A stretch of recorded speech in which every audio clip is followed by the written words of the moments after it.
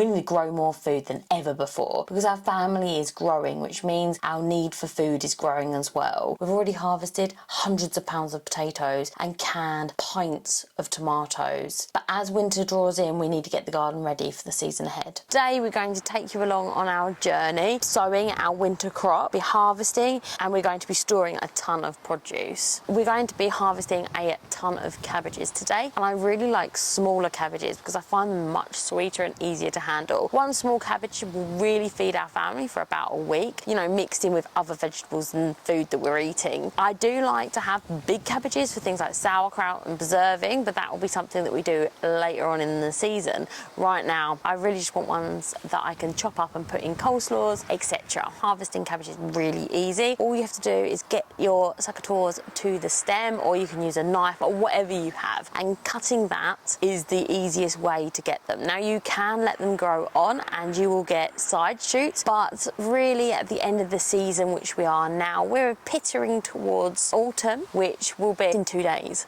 So we are getting very close to the end of the season. I just really don't feel wasting that space in this bed to really anchor out for a couple of very small possible cabbages.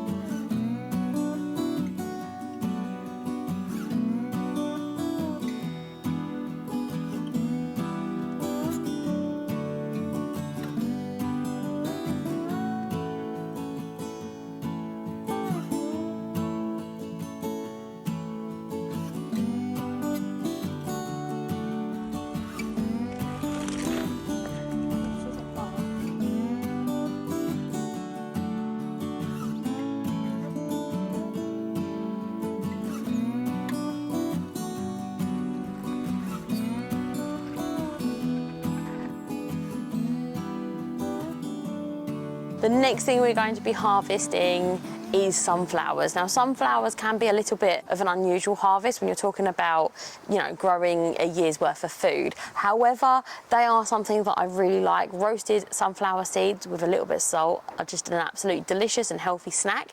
Additionally, I do love giving these to my chicken, something that's really good for them to have as a treat. And I also like to pick blooms and have a whole load of flowers in the house. I really do think that they lighten up the house and make it so special and beautiful.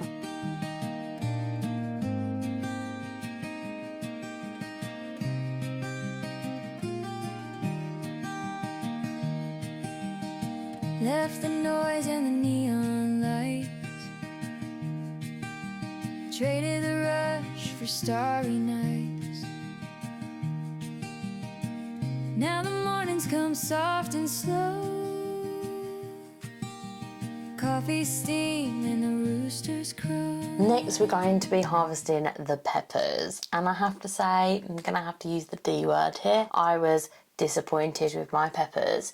And I think the reason they didn't do as well as I hoped was because we had to throw them away and restart in March. I've always started my peppers in January, and after 8 years of growing, I did start thinking maybe I should start them later, but this has proved that I do need to start them nice and early. And the amazing thing is we had a glut year last year where I was just overwhelmed with the amount of peppers that we were able to grow, and I actually have 3 Ziploc bags of peppers still in the freezer that I'm going to can this year. When you're overwhelmed with a harvest, it's easy to compost it or throw it away or whatever, but sometimes it could be the next year that you just don't do well at all. So you should really make lemonade when the sun's shining. Growing alive with these 2 hands, peace in my heart. The next thing we're going to be doing is sowing our winter crops. I'm into sowing seeds, which means I'm sowing them between established plants, and that's really beneficial for growing even more food because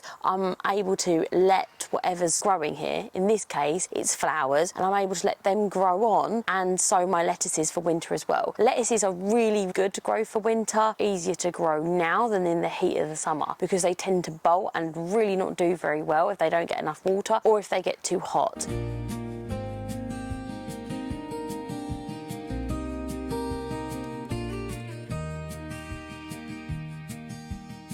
barefoot walks through rows of green. Not only are we sowing seeds directly, but we're also sowing them in modules at home. So there's an absolute ton that we can actually be sowing right now, and the way that I do this is I literally go on to the dog scared me. I literally go onto a seed website and I just filter by month. You can also look through your seed collection and look to what the growing month is. And I know it's super basic and you're thinking, yeah, Nick, I know. But I do get loads of questions asking me, how do you know what to sow?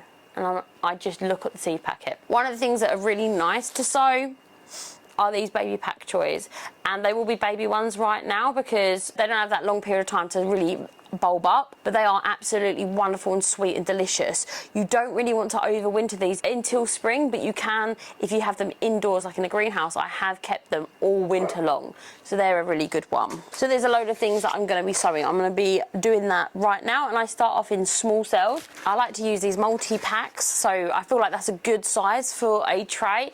I don't like doing them any smaller. I have got ones that are smaller, but I find that they dry out so quickly that I don't have an opportunity to transfer them or really look after them before they've dried out and died. So I like to use the inch by inch pots. That's just me personally. I bought a huge multi-pack of these just from my local garden centre when they were on sale, and I reuse them. Easiest way to reuse them is not to crush the cell. It's just to pinch the bottom very slightly and pull the root ball completely out of the cell. I've reused these for a couple of years now and they're still like relatively perfect. Obviously they are quite flimsy, but you know, they're so cheap, and once they're done I'm going to recycle them. Most of my seeds and my pots and everything, I have quite a few of them, are just given to me by people, so that's also a great option. Ideally I would invest a lot of money and get like the really expensive ones, but I just don't have the finances right now. You want to start off with a relatively moist soil, but we're going to be watering it momentarily. I couldn't get my normal compost, which is ultra organic, and I ended up getting this from Asda. It's not a great texture, and I am mixing it with vermiculite or perlite. I do that because I find that the germination or the sprouting rate really increases when the compost is that little bit lighter. I do multi-sow them, but I will be thinning them out later, and I'll be sowing these every week or so until the sowing period is finished. Barefoot walks through rows of green,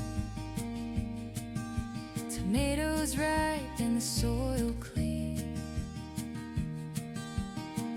Every sunset feels like a prayer, simple and real with room to spare. Back to the land where the quiet runs deep, where the sky meets the fields and the trees fall asleep, growing alive with these two hands, peace in my heart. Back to the land. Yeah, I found my place. Back to Having these means that whenever I have a spot in the garden where it's a little bit open, I can have one of these just to shove in. I always make sure that I'm planting them out at their best quality when they've got only a few leaves on them, so they can get really well established. These are waiting to go in where the corn are, and the rest of them are going to go down the allotment. I'm going to give these a good watering. Not many of these foods are going to be very harvestable this side of Christmas, which is absolutely fine. I'm kind of using my allotment right now as like a big refrigerator, and lots of these crops are going to wait in the ground until spring and then go through an absolute boom of growth, which really hits the ground running when it comes to what I can eat next year. We have a big period of time between roughly about March until about beginning of June. There's not very much to be harvestable. It's actually called the hungry gap here in the UK, and this period there is very little to be harvested, so having anything that will grow easily like purple sprouting broccoli, cabbages, even asparagus is really good to have in this period of time to really close that hungry gap and extend our season as much as possible. We aren't looking for huge harvests that we can store away too much. What we really like to do is have our harvest spread over the season and use our mild weather climate to really maximise the amount of fresh produce that we can harvest every week. It's very easy and very tempted to say, okay, the summer is over, so we're done with the season. But there's absolutely tons that you can be sowing now, planting things out now. We are literally getting so many eggs at the moment. So I think I might do like a big video on how to store eggs. If you have anything that you want to see be made, let me know. Right, first off, yes, Andrew had a yogurt. I'm wearing it. I'm not gonna lie to you, all right? I'm not changing. That's just me now today. But we're almost over, so bear with me. So you want to start off with like a relative... You look at me when I'm talking to you.